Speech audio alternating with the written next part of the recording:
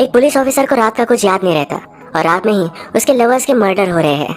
Hello friends, आज की हमारी मूवी ट्विस्टेड 2014 की एक थ्रिलर मिस्ट्री है। अभी मैंने जो स्टोरी लाइन बताई ये मूवी उससे भी इंटरेस्टिंग है। एक्चुअल किलर कौन है ये जानने के लिए इस वीडियो को लास्ट तक देखिएगा। अगर आपको वीडियो अच्छा लगता है तो प्लीज इसे लाइक और कमेंट जरूर कर दीजिएगा। मैं कमेंट्स को रिप्लाई देने की जरूर कोशिश करूंगा। मूवी स्टार्ट होती है और हम देखते हैं हमारी मेन कैरेक्टर को एक आदमी ने चाकू लगाया है। वो उसे कहता है, मैं तुम्हारा हार्ट महसूस कर सकता हूँ, मुझे लगता है कि तुम प्यार में हो। ये कहकर उसे टच कर रहा था। तभी उसने रियलाइज किया कि जेसिका के पास एक गन है। जेसिका जल्दी से उसे पटकती है और सब सिचुएशन अपने कंट्रोल में ले लेती है। हमारी जेसिका एक पुलिस ऑफिसर है। उसने जल्दी से अपने बैकअप को बुला लिया। वो गुस्से में थी तो इस आदमी को सर पर लात मारती है। जिस केस में इस आदमी को उसने पकड़ा ये बहुत ही बड़ा केस था। इस वजह से आज उसे प्रमोशन मिल गया। ये एक नॉर्मल पुलिस ऑफिसर से एक होमिसाइड डिटेक्टिव बन चुकी है। एक बार में इसी की पार्टी अपने सब कलीग्स को दे रही थी। जेसिका के पुराने पार्टनर का नाम विल्सन था। विल्सन उसे कहता है, अब तुम्हारा प्रमोशन हो गया, पर फिर भी तुम्हें कोई भी हेल्प चाहिए तो हमेशा मैं तुम्हारे लिए वहाँ रहूंगा।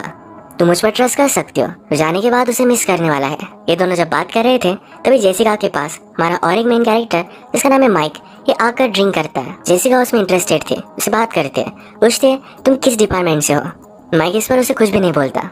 माइक सिक्रेटिव है तो जेसिका ज्यादा इंटरेस्ट नहीं दिखाती। इसी पार्टी में जेसिका का एक्स बॉयफ्रेंड जिसका नाम है जिमी ये भी आया हुआ था। उसे लगता है कि कमिश्नर जेसिका के गार्डियन थे तो इसी वजह से उसे प्रमोशन मिला। कमिश्नर भी इस पार्टी में आ चुके थे और ये बात उन्होंने सुन ली। वो जिमी के पास आए। उन्होंने कहा, तुम्हारे पीछे एक आदमी बैठा है, मुझे उसका डिस्क्रिप्शन दो। अगर एक अच्छा डिटेक्टिव बनना है तो आसपास की पूरी सिचुएशन आपको पता होनी चाहिए। जिमी कुछ भी बता नहीं पाता। फिर कमिश्नर जेसिका से पूछते हैं। जेसिका को उस आदमी का हाइट, वेट, इन सब के बारे में आइडिया था। उसे ये तक पता था कि आदमी कैश देकर ड्रिंक पी रहा है। जेसिका एक बहुत ही सिंसियर और क्रेडिबल डिटेक्टिव है। हमारे कमिश्नर का नाम है जॉन। जॉन जेसिका से कहते हैं, मेरे ऑफिस में चलो। आज जॉन जेसिका से बहुत ही गुस्सा है। कहते हैं, आज तुमने बहुत गलती की थी। सस्पेक्ट के साथ तुम अकेली गई थी। तुम्हें इसके लिए जॉब से निकाल देना चाहिए था और अब तुम्हें प्रमोशन मिला है तो अपना जॉब सिंसियरली करना चाहिए। जेसिका जब छोटी थी तभी उसकी मदर और फादर की डेथ हो गई थी। उसके बाद जॉन ने उसे बड़ा किया। वो अब डिटेक्टिव बन चुकी है तो आज वो बहुत प्राउड थे। इसके बाद जेसिका बाहर में एक रैंडम आदमी के साथ मिलती है। उसी के साथ इंटीमेट हो जाती है। घर आने के बाद उसने फादर की डेथ की फाइल्स देखी। यहाँ से हमें पता चलता है उसके फादर ने सुसाइड की थी। ये देखकर बहुत ही सैड थी। इसके बाद नेक्स्ट डे जेसिका को साइकोलॉजिस्ट के पास जाना पड़ा। उसका प्रमोशन हो चुका है तो उसे मैंडेटरी अपनी मेंटल हेल्थ का ख्याल रखना पड़ेगा। डॉक्टर उससे क्वेश्चन पूछ रहे थे तो कहती है कि मैं परफेक्टली फाइन हूँ। उसे अगर कोई स्ट्रेस आता है तो निकालने के लिए उसने सेल्फ प्रोटेक्शन का क्लास ज्वाइन किया है। जब जेसिका फर्स्ट टाइम अपने ऑफिस में आई तो सब लोग उसे कांग्रेचुलेट करते हैं। तो सरप्राइज थी कि जिसने बार में उससे बात नहीं की थी वही माइक उसका पार्टनर है। ऑफिस में उसका कलीग डेल ये उससे बात करता है और कहता है, जिसको तुमने पकड़ा एक बड़े केस का सस्पेक्ट था, तुमने सब कुछ गड़बड़ कर दी। जेसिका ने अपना जॉब शुरू भी नहीं किया तब तक उसका एनिमी बन गया। जिस कल्प्रिट को जेसिका ने मुंह पर मारा था उसने अपना लॉयर अब बुलाया हुआ है। उसे कहता है, जो उसने किया वो बहुत गलत किया। मुझे धोखे से वहाँ वो लेकर गई थी, मुझ पर हमला किया। इस कल्प्रिट का लॉयर एक बहुत बड़ा लॉयर है, इसका नाम है रे। रे कहता है कि उसने जो किया इसके लिए उसे भुगतना पड़ेगा। मीटिंग के बाद रे जेसिका और माइक से मिलता है। माइक कहता है, तुम उसे रिप्रेजेंट क्यों कर रहे हो? तुम तो हमेशा जस्टिस को लेकर बहुत ही सिंसियर थे। रे कहता है, उसके फादर बहुत इन्फ्लुएंशियल है और मेरे साथ गोल्फ खेलते हैं, तो उन्हें मैं हेल्प कर रहा हूँ। माइक के यहाँ से जाने के बाद वो जेसिका से बात करता है। हमें पता चला इन दोनों में रिलेशनशिप हुआ करती थी। रे ने जेसिका को संडे पर अपने घर पर बुलाया। इस केस को डिस्कस करने वाला है। जेसिका ने उसे मारा था, ये प्रॉब्लम ना हो जाए तो जॉन से ओपिनियन मांगने के लिए वो आई हुई थी। जॉन कहते हैं, तुम्हें कोई भी प्रॉब्लम नहीं होगा। तुमने जो स्टोरी बताई है कि वो तुम पर अटैक कर रहा था, सिर्फ यही स्टोरी कोर्ट में बता देना। नेक्स्ट दिन में वो फिर से साइकोलॉजिस्ट के पास थे। साइकोलॉजिस्ट कहता है, तुम्हारे मदर और फादर के बारे में हम बात करते हैं। वो कहती है कि उनके बारे में क्यों बात करनी है। साइकोलॉजिस्ट कहता है, तुम्हारे एंगर इश्यूज शायद उस वजह से है। जेसिका कहती है, मुझे कोई भी एंगर इश्यूज नहीं है। ये बताते बताते बहुत ही गुस्सा हो गई थी। आज रात घर आने के बाद भी वो फिर से अपने फादर के क्राइम सीन के फोटोज देखती है। ये देखते वो ड्रिंक कर कर रो रही थी। वो अपने पेरेंट्स को बहुत मिस करती है। थोड़ी देर में उसे माइक का कॉल आया। उन्हें सीशोर के पास एक डेड बॉडी मिली है। उन्होंने डिस्कस कर डिसाइड किया कि उन्हें सीशोर का पूरा राउंड लगाना चाहिए। डेड बॉडी के हाथ पर एक सिगरेट का बर्न नोटिस करते हैं। इस बॉडी के चेहरे को जेसिका ने जब सही से देखा तब रियलाइज किया जिस स्ट्रेंजर के साथ वो इंटीमेट हुई थी ये उसी की डेड बॉडी है। इसके बारे में अपने पार्टनर को बता देती है। ये उसे कैसे जानते थे? जब उसके कलीग को पता चला तो उसे जज करते हैं। इस पर वो गुस्सा थे। अगले दिन माइक और जेसिका पूरे शोर के चक्कर लगा रहे थे। माइक उसे कहता है, यहाँ पर बहुत सारे प्लेसेस है जहाँ पर आप कुछ ना कुछ तो हाइड कर सकते हो। माइक एक्चुअली इसी शोर के पास रहता है, तो उसे सब कुछ पता था। माइक ने डेड बॉडी पर सैंड देखी थी तो किनारे पर आया। माइक को लगा कि शायद यहाँ पर मर्डर हुआ होगा। जेसिका को याद आया कि उस रात वो और वो स्ट्रेंजर ये दोनों यहाँ भी इंटीमेट हुए थे। अगले दिन इस केस पर ऑफिस में डिस्कशन चल रहा था। जेसिका को लगा कि एक सीरियल किलर का काम है। इस पर सब लोग बहुत हंसते हैं, कोई भी उसे सीरियसली नहीं लेता। रात में माइक और जेसिका बार में आए हुए थे। यहाँ पर जेसिका का एक्स बॉयफ्रेंड जिमी उसे स्टॉक कर रहा था।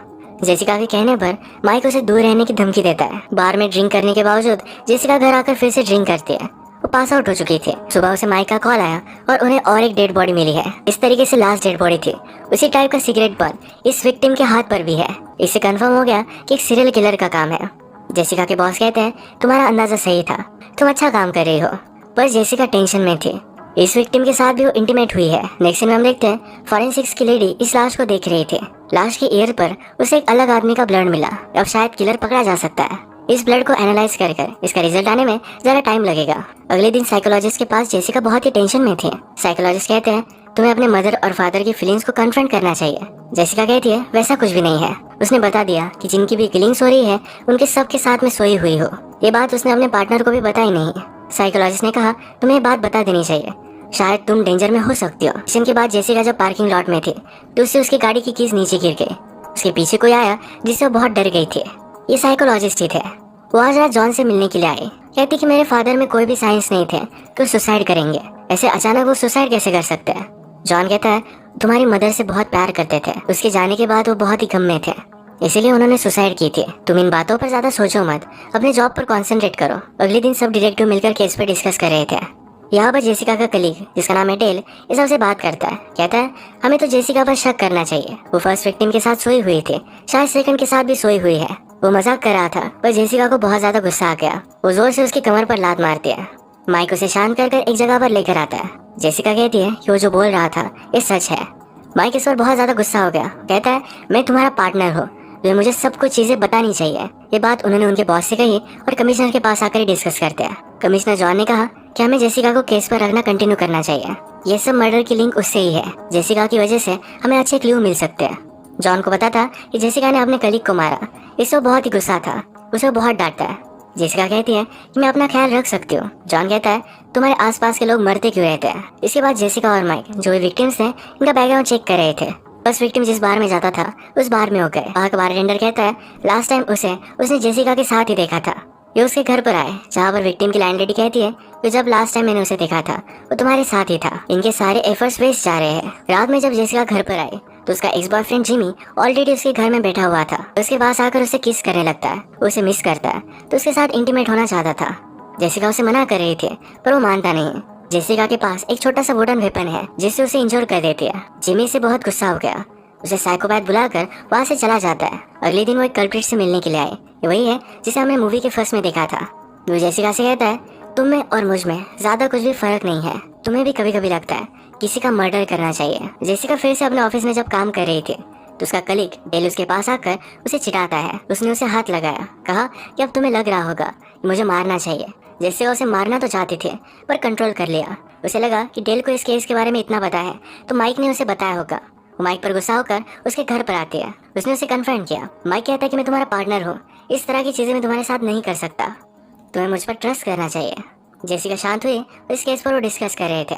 माइक उसके लिए डिनर बनाता है। कहता है जिस तरीके से तुम फूड एंजॉय करते हो मुझे बहुत अच्छा लगता है। ये दोनों एक दूसरे के करीब आ गए थे, किस करने लग गए। जेसिका को लगा कि ये गलत है और उसने अपने आप पर कंट्रोल कर लिया। घर आने के बाद जेसिका को फूल मिले थे।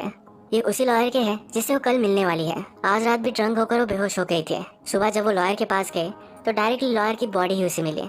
सब पुलिस वगैरह को बुलाने के बाद जेसिका से क्वेश्चन किए जाते हैं। जेसिका का बॉस जॉन से कहता है कि अब उसे इस केस से निकाल देना चाहिए, शायद वो मर्डरर हो सकती है। जॉन कहता है उसके खिलाफ हमारे पास कोई भी सबूत नहीं है, ये उसका फर्स्ट होमिसाइड केस है, अगर उसे निकाल दिया गया तो उसका करियर खत्म हो जाएगा। जेसिका जब अपने साइकोलॉजिस्ट के पास आई तो बहुत ही ज़्यादा कन्फ्यूज है। उसे पता नहीं कि क्या उसने सचमुच में मर्डर किए भी है या नहीं। जेसिका हर रात ड्रंक हो जाती है तो रात में क्या होता है उसे पता नहीं होता। उसे लगता है कि वायलेंट है, किसी की जान वो ले सकती है। तो यही कंफर्म करने के लिए उसने अपना ब्लड लैब में दिया। उसने मर्डरर के ब्लड से इसे मैच करने के लिए कहा। हमेशा जेसिका को अब लग रहा है कि उसका कोई ना कोई तो पीछा कर रहा है, ये किसी को भी नोटिस नहीं कर पाती। रात में उसके घर पर नॉक आए तो डर चुकी थी। उसने ओपन किया तो माइक ही था। माइक उसे कहता है मुझे भी लगता है मेरा कोई पीछा कर रहा है। जेसिका बहुत ही डर चुकी थी। उसने माइक पर गन लगाई। माइक उससे गन ले लेता है। उससे कहता है कि शांत हो जाओ। उसने उसे किस कर लिया। जेसिका डर रही थी। उसने कहा जिसे भी मैं किस करती हूँ उसका मर्डर हो जाता है। माइक कहता है कि मैं कहीं भी नहीं जा रहा। उसने जेसिका को सुला दिया और यहीं पर वो रात भर सिगरेट पी रहा था। अगले दिन जॉन जेसिका को अपने ऑफिस में बुलाते हैं। जेसिका के पीछे एक बोर्ड था। उसे पूछते हैं मुझे बताओ कि इस बोर्ड पर लिखा हुआ क्या है। इस बार जेसिका सही से कॉन्सेंट्रेटेड नहीं थे। वो डिस्टर्ब थी तो रोने लग गए। जॉन उसे सहारा देते हैं।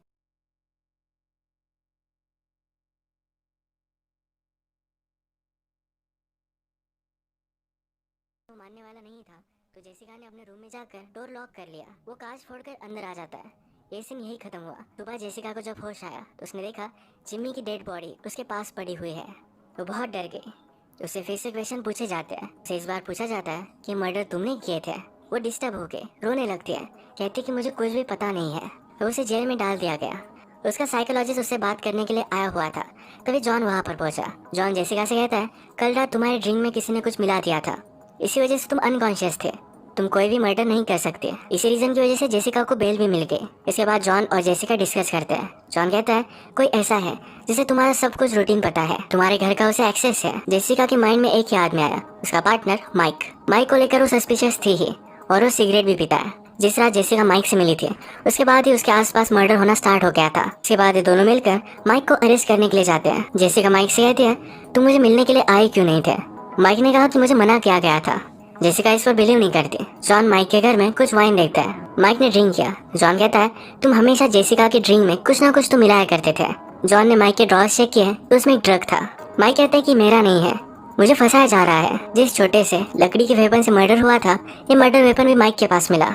माइक इस सब पर बिलीव नहीं करता। एक्चुअल में जॉन ने माइक के ड्रिंक में भी ड्रग मिला दिया था तो अनकॉन्शियस हो गया। जॉन जेसिका से कहता है हमें अब इसे सजा देनी चाहिए। ये केस कोर्ट में जाएगा, इसे बेल मिलेगी। इन सब चीजों पर वो बिलीव नहीं करता। जॉन और जेसिका घर में थे। इन सब का सबूत वो मिटाने लग जाता है। वो माइक के मर्डर को एज ए सुसाइड दिखाने वाला था। वो माइक के पास जेसिका का फोटो रख देता है। कहता है सबको लगेगा कि तुमने उसे रिजेक्ट किया इसलिए उसे खुदकुशी कर ली। जॉन ने सब क्राइम सीन सेटअप किया तो जेसिका रियलाइज करती है इसी तरीके का क्राइम सीन उसके फादर के सुसाइड में भी था। यानी कि जॉन ने उसके फादर को भी मार डाला था। जेसिका ने अपनी गन निकाली, उसे अरेस्ट करने वाली थी। जॉन उसे समझाने की कोशिश करता है पर वो समझ नहीं रही थी। वो कहता है तुम्हें भी तुम्हारे फादर की तरह ही गुस्सा है। मैंने उसे बताया था कि उसकी वाइफ उस पर चीट कर रही है पर वो माना नहीं। उन दोनों में झगड़ा हुआ और जेसिका के फादर बहुत ही डिस्टर्ब थे। इसी वजह से जॉन ने जेसिका के फादर को मार डाला था। यही जब वे बात कर रहे थे तो माइक को होश आया और जल्दी से यहाँ से वो भाग जाता है। जॉन जोर से जेसिका को स्लाइड कर माइक के पीछे पीछे आया। माइक अपने घर के नीचे छुप गया था और फाइनली जॉन ने उसे ढूंढ लिया। जिस तरीके से सीरियल किलर अपने हर विक्टिम को बर्न देता है उसी तरीके से जॉन ने माइक के हाथ पर सिगरेट बर्न दिया। जेसिका वहाँ पहुंचे, उसने ये सब देख लिया। वो कहती है तुम ही मर्डरर हो, तुमने ये सब किया क्यों। जॉन कहता है तुम्हारी मदर को एक बीमारी थी, वो कभी भी उसके हस्बैंड से फेथफुल नहीं थे। मैं उससे प्यार करता था और वो मानी नहीं, इसलिए मैंने उसे मार दिया। तुम्हें भी वही बीमारी है, तुम किसी के साथ भी इंटीमेट होती रहती हो। मैंने हर एक को मारकर ये क्योर करना चाहा। जॉन कहता है तुम अभी भी कुछ नहीं कर सकते। अगर तुमने मुझे मार डाला तुम पर ही सब शक आएगा। जेसिका स्मार्ट है, उसने पहले ही अपने ओल्ड फ्रेंड को कॉल कर दिया था। जॉन का कन्फेशन उसने सुन लिया और सारे पुलिस को लेकर वो यहाँ आ रहे थे। जॉन जेसिका से कहता है मैं तुम्हें और एक लास्ट बात सिखाना चाहता हूँ, आप जो भी करते हो कभी भी उसमें कोई भी मिस्टेक नहीं होनी चाहिए। जॉन अब माइक को मारने वाला था तो जेसिका उसे शूट कर देती है। जॉन ने जानबूझकर प्रिटेंड किया वो माइक को मार रहा है। वो पकड़ा नहीं जाना चाहता था, पकड़े जाने से तो अच्छा मर जाना था। ये सब पुलिस ने देख लिया था तो जेसिका को अब कोई भी प्रॉब्लम नहीं आएगा। वो माइक के पास आई, उसे सॉरी कहा। माइक भी उसे माफ कर देता है। इसी मोमेंट पर इस मूवी का एंड हो जाता है। अगर आपको मर्डर मिस्ट्री पसंद आई तो प्लीज इस वीडियो को लाइक कर दीजिएगा। मैं बहुत सारी मूवीज लेकर आते रहता हूँ तो प्लीज इस चैनल को सब्सक्राइब कर दीजिए। बेल नोटिफिकेशन आइकन दबाने मत भूलिएगा। हम फिर से मिलेंगे और एक न्यू मूवी के साथ।